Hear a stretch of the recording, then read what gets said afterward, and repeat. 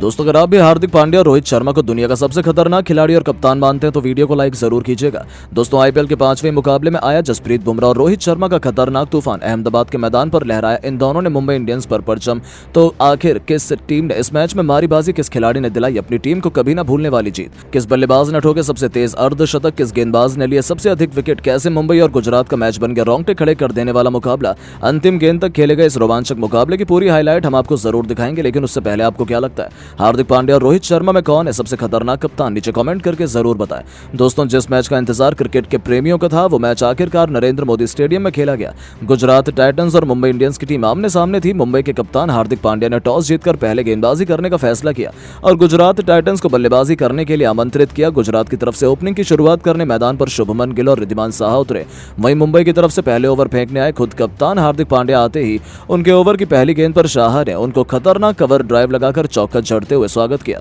इसके बाद भी ये दोनों बल्लेबाज नहीं रुके और पहले ओवर से 11 रन बटोर लिए। ये दोनों खिलाड़ी ही आक्रामक अंदाज में बल्लेबाजी कर रहे थे, अपनी टीम के स्कोर को तेजी से आगे बढ़ा रहे थे। लेकिन तभी टीम के लिए चौथा ओवर फेंकने आए जसप्रीत बुमराह ने अपने ओवर की अंतिम गेंद पर रिद्धिमान साहा को पवेलियन का रास्ता दिखाकर मुंबई इंडियंस को पहला विकेट 31 रनों पर दिला दिया। लेकिन गिल मैदान पर टिके हुए थे। वो साई सुदर्शन के साथ टीम की पारी को संभाल रहे थे। इन दोनों ने मिलकर टीम को 50 रनों के पार पहुंचाया। लेकिन टीम के लिए 8वां ओवर फेंकने आए पीयूष चावला ने अपने ओवर की चौथी गेंद पर शुभमन गिल को पवेलियन का रास्ता दिखा दिया। 64 रनों के स्कोर पर गुजरात को दूसरा झटका लग गया। गिल 22 गेंद पर 6 एक गगनचुंबी छक्के और 3 चौके की मदद से 31 रन बनाकर पवेलियन लौटे। लेकिन सुदर्शन और अजमतुल्लाह उमरजाई अपनी टीम को संभाल रहे थे। इन दोनों बल्लेबाजों ने मिलकर टीम को 10 ओवर में 82 रनों तक पहुंचा दिया था। दोनों खिलाड़ी रुकने का नाम नहीं ले रहे थे। मुंबई के गेंदबाजों पर टूटकर प्रहार कर रहे थे। देखते देखते अपनी टीम के स्कोर को 100 रनों के पार पहुंचा दिया। टीम के लिए 12 ओवर फेंकने आए गेराल्ड कोएटजी ने अपने ओवर की अंतिम गेंद पर अजमतुल्लाह को पवेलियन का रास्ता दिखाकर गुजरात के 3 बल्लेबाजों को ड्रेसिंग रूम भेज दिया। 104 रनों के स्कोर पर गुजरात को तीसरा झटका लग गया। लेकिन अब सुदर्शन का साथ देने मिलर मैदान पर आ चुके थे। ये दोनों संभल कर बल्लेबाजी कर रहे थे और अपनी टीम के स्कोर को 14 ओवर में 115 रनों तक पहुंचा दिया था। लेकिन डेविड मिलर ज्यादा देर तक मैदान पर टिक नहीं सके। टीम के लिए 12 रन बनाकर बुमराह के शिकार हो गए। मुंबई को चौथा विकेट मिल गया। वहीं सुदर्शन भी अपना अर्धशतक लगाने से चूक गए। वो भी बुमराह के शिकार हो गए। 134 सेना स्कोर पर गुजरात के 5 बल्लेबाज पवेलियन जा चुके थे। विजय शंकर और राहुल तेवतिया मैदान पर खेल रहे थे। ये दोनों बल्लेबाज अपनी टीम की पारी को संभालने की पूरी कोशिश कर रहे थे और देखते ही देखते टीम को 150 रनों के पार पहुंचाए। लेकिन अंतिम मोबाइल में राहुल तेवतिया भी अपना विकेट गवा बैठे। गेराल्ड कोएटजी को अपना विकेट दे बैठे और गुजरात टाइटन की टीम 20 ओवर में केवल 168 रन 6 विकेट के नुकसान पर बना सकी। मुंबई के लिए ये स्कोर हासिल करना बिल्कुल भी कठिन नहीं होने वाला था, क्योंकि टीम के पास एक से एक खूंखार बल्लेबाज मौजूद हैं। टीम की पारी की शुरुआत करने मैदान पर रोहित शर्मा के साथ पॉकेट डायनो में ईशान किशन उतरे। वहीं गुजरात की तरफ से पहले ओवर फेंकने आए अजमतुल्लाह उमरजाई बिहारी खतरनाक गेंदबाजी का नजारा दिखा रहे थे। 3 गेंद पर मुंबई का अभी तक खाता नहीं खुल पाया था और अपनी ओवर की चौथी गेंद पर उन्होंने पॉकेट डायनामो ईशान किशन को बिना खाता खोले पवेलियन का रास्ता दिखा दिया और मुंबई इंडियंस को 1 रन के स्कोर पर पहला झटका लग गया। अजमतुल्लाह ने बेहतरीन गेंदबाजी का नजारा दिखाते हुए पहले ओवर में केवल 2 रन दिए। लेकिन रोहित मैदान पर टिके हुए थे। उनका साथ देने के लिए अब नमन आ चुके थे। इन दोनों बल्लेबाजों के कंधों पर टीम की अहम जिम्मेदारी आ चुकी थी। दूसरा ओवर टीम के लिए फेंकने आए उमेश यादव की तीसरी गेंद पर रोहित शर्मा ने शानदार चौका लगा दिया और टीम के स्कोर को आगे बढ़ाया। लेकिन रोहित इसके बाद नहीं रुके। ओवर की अंतिम गेंद पर उन्होंने शानदार चौका जड़कर अपना प्रचंड रूप दिखा दिया और मुंबई इंडियंस के स्कोर को तेजी से आगे बढ़ाने लगे। टीम के लिए तीसरा ओवर फेंकने आए उमरजाई के ओवर की पहली गेंद पर नमन ने शानदार चौका लगाकर उनका स्वागत किया। इसके बाद भी नमन का बल्ला रुकने का नाम नहीं लिया। दूसरी गेंद पर उन्होंने एक और चौका जड़ दिया और फिर भी वो नहीं रुके। तीसरी गेंद पर भी नमन ने इस अंदाज में बल्लेबाजी का नजारा दिखाते हुए लगातार 3 गेंद पर 3 चौके जड़कर टीम के स्कोर को तेजी से आगे बढ़ा दिया और उमरजाई की जमकर कुटाई कर दी। 3 चौके लगाने के बाद भी नमन का बल्ला थमा नहीं। 5वीं गेंद पर उन्होंने अटैकिंग शॉट खेलते हुए छक्का जड़ा। नमन इस ओवर को बड़ा ओवर बनाने की कोशिश कर रहे थे। उसी दरमियान अंतिम गेंद पर उमरजाई के शिकार हो गए। 10 गेंद पर 20 रन बनाकर नमन पवेलियन को लौट गए। मुंबई इंडियंस को दूसरा झटका 30 रनों के स्कोर पर लग गया। लेकिन रोहित मैदान पर टिके हुए थे। उनका साथ देने के लिए डिवॉल्ट ब्रेविस आ चुके थे। टीम के लिए चौथा ओवर फेंकने आए उमेश यादव को रोहित शर्मा ने जमकर धो दिया। पहले तो उन्होंने इस ओवर की दूसरी गेंद पर शानदार चौका लगाया और फिर चौथी गेंद पर उन्होंने एक बेहतरीन अंदाज में छक्का लगाकर हर किसी को दंग कर दिया। मुंबई इंडियंस का स्कोर तेजी से आगे बढ़ रहा था। मुंबई इंडियंस के बल्लेबाज गुजरात टाइटंस के गेंदबाजों की धज्जियां उड़ाने पर तुले हुए थे। एक के बाद एक कई चौके छक्के लग रहे थे। रोहित का बल्ला देखकर ब्रेविस भी रुकने का नाम नहीं लिए। टीम के लिए 5वां ओवर लेकर आए अजमतुल्लाह की पहली गेंद पर उन्होंने शानदार चौका लगाकर अपना खाता खोला। मुंबई इंडियंस का स्कोर 5 ओवर में 46 रन बन चुका था। 90 बॉल पर 123 रनों की जरूरत थी। विकेट की तलाश में गुजरात टाइटंस के कप्तान पावर प्ले का अंतिम ओवर फेंकने के लिए राशिद खान को गेंद थमाई, लेकिन रोहित शर्मा का बल्ला रुकने का नाम नहीं ले रहा था। ओवर की चौथी गेंद पर रोहित शर्मा ने एक शानदार शॉट खेलकर चौका जड़ दिया और टीम के स्कोर को 50 रनों के पार पहुंचा दिया। मुंबई इंडियंस का पावर प्ले की 6 ओवर में 52 रन बन चुके थे। रोहित शर्मा 24 रन बनाकर खेल रहे थे, ब्रेविस 6 रन बनाकर उनका साथ दे रहे थे। दोनों खिलाड़ियों का बल्ला रुकने का नाम नहीं ले रहा था। एक के बाद एक कई चौके छक्के लग रहे थे। टीम के स्कोर को 8 ओवर में 64 रनों तक पहुंचा दिया था। इन दोनों की खतरनाक बल्लेबाजी देखकर और बचे हुए मुंबई के बल्लेबाजों को ऐसा लग रहा था कि मुंबई इंडियंस जीत जाएगी और ठीक ऐसा ही हुआ। मुंबई के बल्लेबाजों ने मिलकर मैच का पूरा रुख पलट दिया।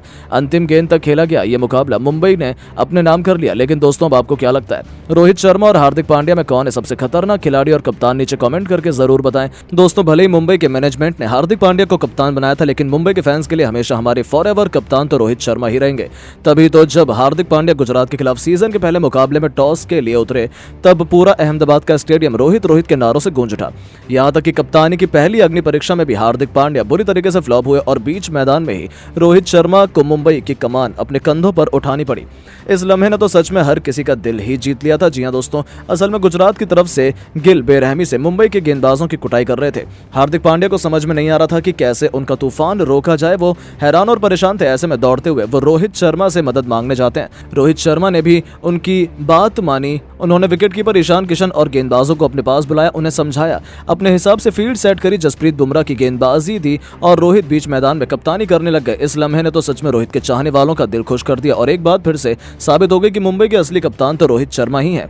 यहां तक कि रोहित का प्लान भी सही साबित हुआ। बुमराह ने मुंबई को पहली सफलता दिलाई तो फिर जैसे ही रोहित ने गेंदबाजों में बदलाव करना शुरू किया, अब गेंदबाजों ने इनके इशारों पर चलते हुए एक के बाद एक गुजरात के पूरे बल्लेबाजी क्रम को तबाह कर दिया और रोहित ने एक बार फिर दिखा दिया कि आखिर क्यों वो इतने महान कप्तान है। इस मोमेंट ने तो कई बड़े बड़े दिग्गजों तक को हैरान कर दिया।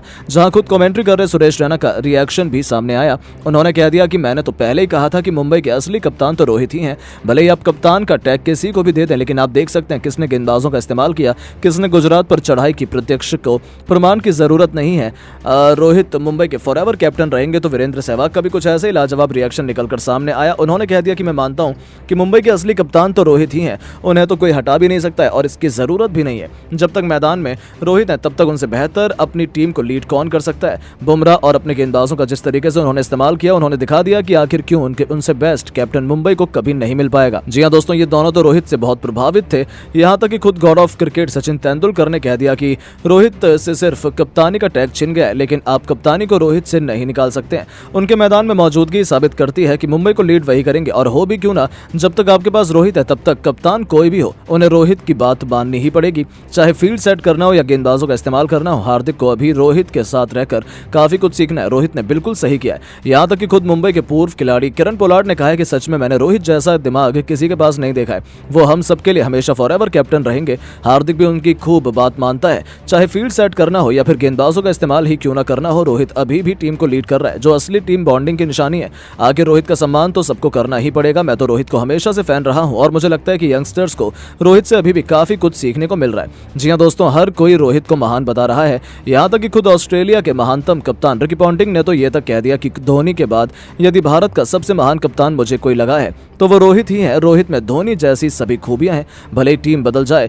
कप्तान का नाम बदल जाए, लेकिन मुंबई के लिए हमेशा असली कप्तान तो रोहित ही रहेंगे। यदि रोहित ने मुंबई का साथ छोड़ दिया तब मुंबई का आईपीएल चैंपियन बना तो दूर, टॉप 4 में क्वालिफाई करना भी नामुमकिन है। मेरा सलूट है रोहित को, अभी भी वो जिस डेडिकेशन से कप्तानी कर रहे हैं जैसा वो पहले सीजन में थे। तो दोस्तों, देखा आपने कैसे रोहित को कप्तानी करता देख सभी बेहद खुश थे। लेकिन अब आपको क्या लगता है कि रोहित और हार्दिक में किसे होना चाहिए था मुंबई का कप्तान? क्या आप चाहते हैं मुंबई आईपीएल 2024 की चैंपियन बने? नीचे कमेंट करके जरूर बताएं। दोस्तों, आखिर वो घड़ी आ चुकी है जिसका हर किसी को बेसब्री से इंतजार था। आईपीएल 2024 के सबसे बड़े मुकाबले या कहें 5वें मुकाबले में गुजरात टाइटंस के सामने खड़ी थी आईपीएल की सबसे सफल टीम मुंबई इंडियंस।